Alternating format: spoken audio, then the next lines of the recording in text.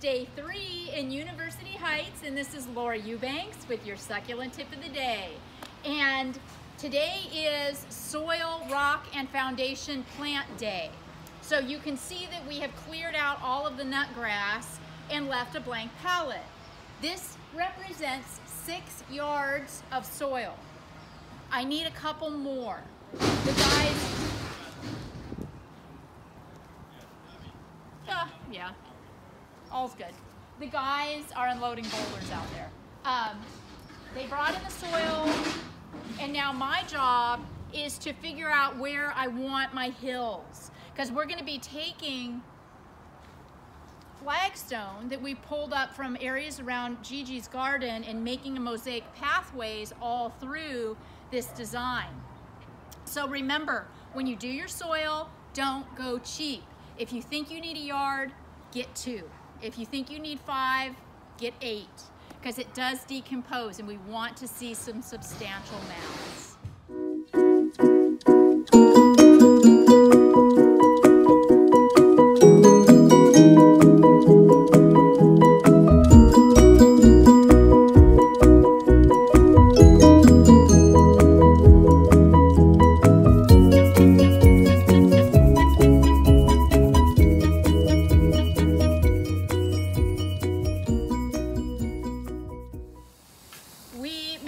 To get 8 yards of soil spread around, and remember those flagstones I told you about. I'm going to be creating some mosaic pathways through the garden, which are starting to take shape.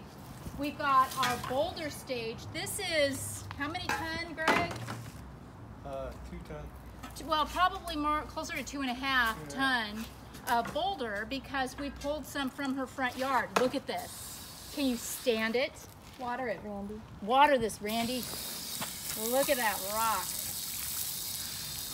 Isn't that something else? Woo! So that's taking you to another dimension. It really is. We've got a really neat selection, and we think that we're gonna wet look glaze and seal the boulders, because they do have a tremendous amount of color. We've got Napa Canyon, we've got Baja Cresta, and others that I don't even know what they're called. But once we got the boulder staged, now I'm in the midst of establishing my foundation plants. This Dracaena Draco I dug out of the side yard.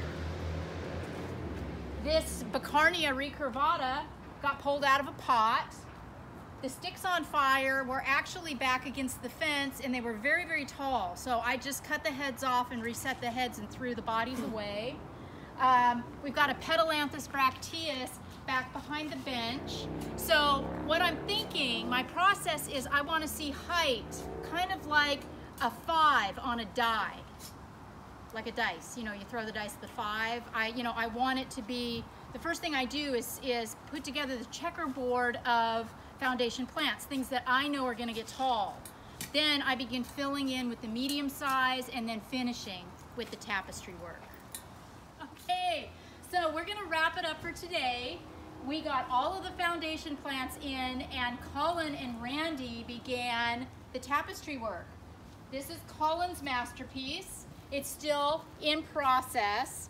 This is going to come around here and end somewhere over here. Remember, always movement, no straight lines in nature. And then this is Randy up here, and this area is going to come back, connect right here, and move kind of down to that little rock. So we still have a lot of tapestry work to do. We still obviously have to irrigate all of it.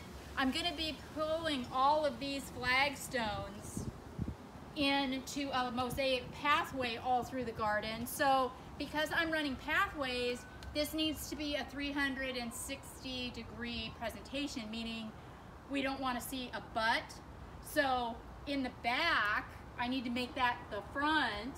So I'm going to be pulling in some more small boulders to kind of anchor some of these plants in place before I run the pathways through.